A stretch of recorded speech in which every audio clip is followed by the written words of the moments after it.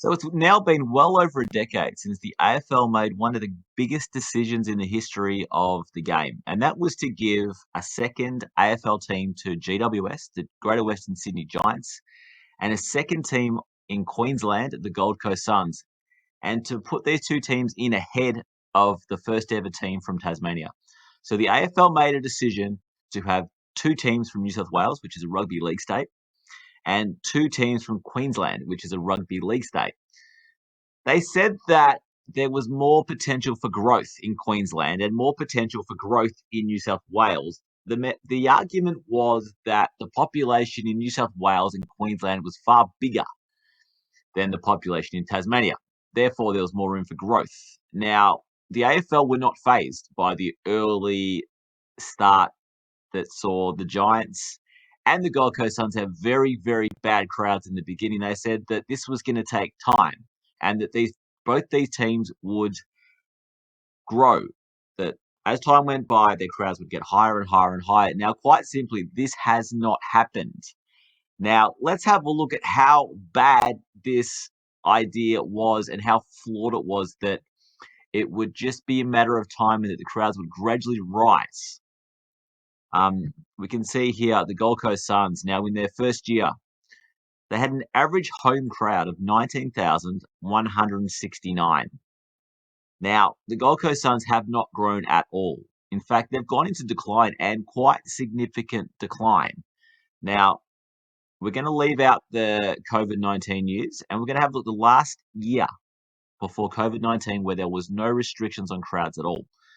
Now, 2019 saw an average crowd at a Gold Coast Suns home game of only 11,417. Year one, 19. Then a decade later, more than a decade later, 11,417. So the Gold Coast Suns have been shrinking from day one. Now, the same exact thing was said about the GWS Giants, that it was going to take time, but they were going to grow. And the people that were talking about their crowds in the beginning were being very short-sighted, and they couldn't see the big picture. They couldn't see the growth. They couldn't see the potential for the GWS to grow a little bit each year and then become a powerful on-field and off-field club. Now, the GWS Giants have and did become a powerful on-field club. Sadly for them, though, the on-field success did not translate to crowds. Now, in year one, the GWS Giants averaged an absolutely appalling 10,824 in the AFL. And this was at a stadium that was brand new, state-of-the-art, as good as any stadium in the country. And they could only average 10,824. Now, the other reason and excuse that was made for the Giants was that in the beginning, they were terrible on the field. They finished last year after year. Once they started to get some on-field success, this would translate to bigger crowds. So the AFL wasn't worried about it. The media was very, very positive about the GWS Giants. And although their crowds were horrendously low, they were going to grow as they grew on field. Now, there was 4 years in a row where the GWS Giants made the finals. They made 2 prelim finals and they made 1 grand final. But even after all of that, in a grand final year, their average home crowd was only 12,267. So in a grand final year, only 12,000, a bit over 12,000 people a match.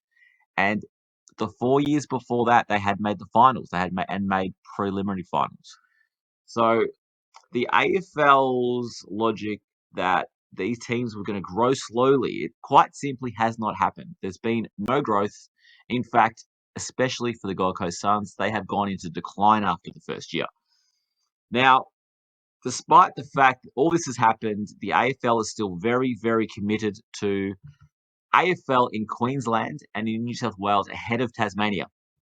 Now, how's Tasmania been travelling during this period? So let's have a look at the history of crowds in Tasmania. Now, I think there's a few things you need to remember when you're comparing crowds at Bloodstone Arena, which is Belrive Oval, and the University of Tasmania Stadium, which is York Park. You have to remember that the games that they get in Tasmania, They only involve Hawthorn home games and North Melbourne home games, and you do not get the big teams to these games. North Melbourne and Hawthorn pick their smallest drawing teams to play.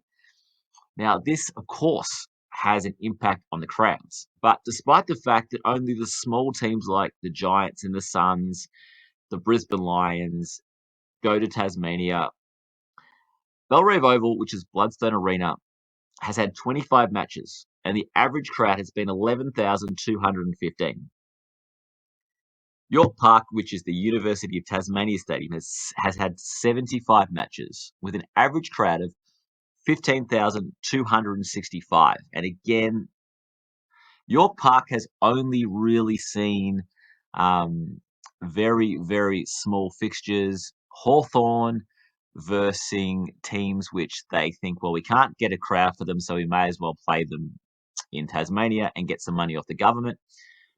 Teams like the GWS Giants, who cannot pull a crowd, would not have more than a couple of hundred people at their games, are always there. And the other thing too, because Hawthorn was so dominant, most of these games were very, very one-sided. The opposition was often 5-1 or more to win the match. There weren't very many even money games that have been played at York Park. Now, the other thing about this I find interesting is if you compare the crowds of the Hobart Hurricanes with AFL in Tasmania, the Hobart Hurricane crowds are higher in Tasmania than the AFL crowds. There's no other state where this is true, where the BBL gets bigger crowds than the AFL. I think the reason why Tasmania goes against the current trend of the AFL having higher crowds than the BBL is because Tasmania actually have their own team in the BBL. It's an actual Tasmanian team with a Tasmanian name and a Tasmanian mascot, and they're representing the state. North Melbourne do not represent Tasmania. Hawthorn do not represent Tasmania. Hawthorn and North Melbourne are inner city suburbs in Melbourne and have nothing to do with Tasmania. Now, the big cry against the current push for the Tasmanian teams is that the crowds have been bad this year.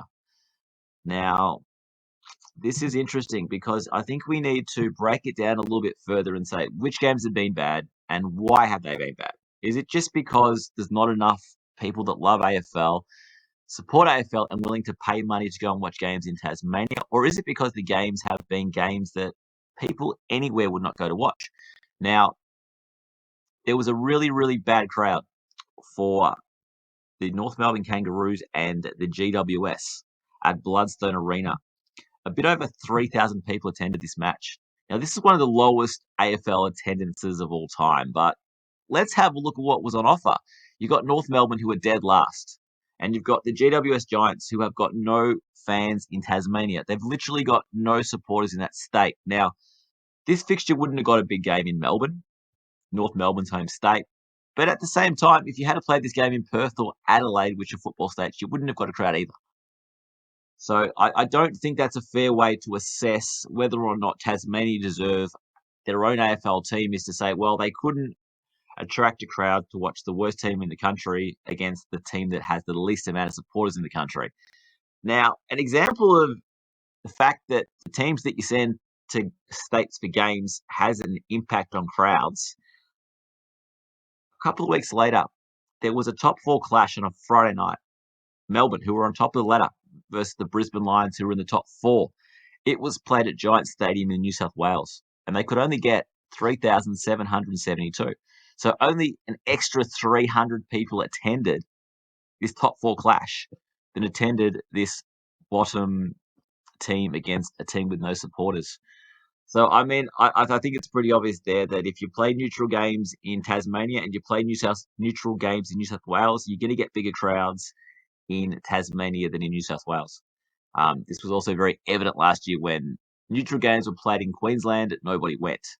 Now, but this weekend, I think we had a real example of what is possible for football in Tasmania. If big teams travel to Tasmania, people will go. Now, Hawthorn, who were second last, hosted one of the biggest clubs as far as supporter basis goes in the AFL. The Essendon Bombers went to Tasmania for the first time since 1992. Unbelievable. First time Essendon been to Tasmania since 1992. And they're not alone. Teams like teams like Collingwood, Richmond, Carlton, these teams do not go to Tasmania. Now, this game sold out within hours. Even though Essendon's out of the 8 and Hawthorn second last, this crowd was sold out. 14,834 attended this match. Now, this is clear evidence that if you send decent teams to Tasmania, the Tasmanian public will go. But at the same time, if you send the GWS there over and over and over again, and you send the Gold Coast Suns there over and over again, the crowds aren't going to be that great. Now, the day before that, North Melbourne hosted the Brisbane Lions, and only 5,060 attended. So there you go. Almost 3 times the amount of people. And it was only 3 times the amount of people because it was sold out and many missed out. That's the difference. If we send big teams to Tasmania, people will go. If we send big teams to New South Wales and Queensland to watch the Giants and the Suns, as we can see here from more than a decade of data, people will still not go. The Giants are not growing. The Gold Coast Suns are declining. Surely now it is time for an AFL team to be based in Tasmania, to play half of their games in Hobart and half of their games in Launceston. Surely now it's time. This wouldn't just benefit the people that would barrack for the new Tasmanian team. This would benefit Richmond supporters and Collingwood supporters and Carlton supporters and Essendon supporters who can't watch their own team in Tasmania. Now, another big argument is the fact that, well, everybody in Tasmania's already got a team. Therefore, it makes sense just to send Melbourne teams there and have the taxpayer pay them huge sums of money to play games in Tasmania. Well, think about it. If you're living in New South Wales or you're living in Queensland in the early 1980s, you had a VFL team. So by that logic, the Brisbane Bears never should have been formed, and the South Melbourne side never should have been located to Sydney because most people in Sydney did not barrack for South Melbourne. But at the end of the day, most people in New South Wales and Queensland ended up adopting a Queensland team or a New South Wales team. Just the same as in South Australia. Many people followed the VFL, but in the end, they ended up adopting the Adelaide Crows or the Port Adelaide Power. So I'd love to know your thoughts, but I really believe that it is time. The Tasmanian cricket team is extremely successful. Tasmania has produced lots of good cricketers. They've been playing test match cricket in Hobart for years, for decades, in fact. So if they can have a Tasmanian cricket team in the BBL, in the Sheffield Shield, and in the 50 over comp, why on earth can they not have one in the AFL? Yeah, please leave your comments, but I really think right now it is time for the AFL to go to Tasmania. The data is very clear. They would have been more successful than the Giants have been, than the Suns have been, and the Suns aren't going to grow and the Giants aren't going to grow. But I have no doubt a Tasmanian team in the AFL playing against big Melbourne teams would have big crowds and would grow.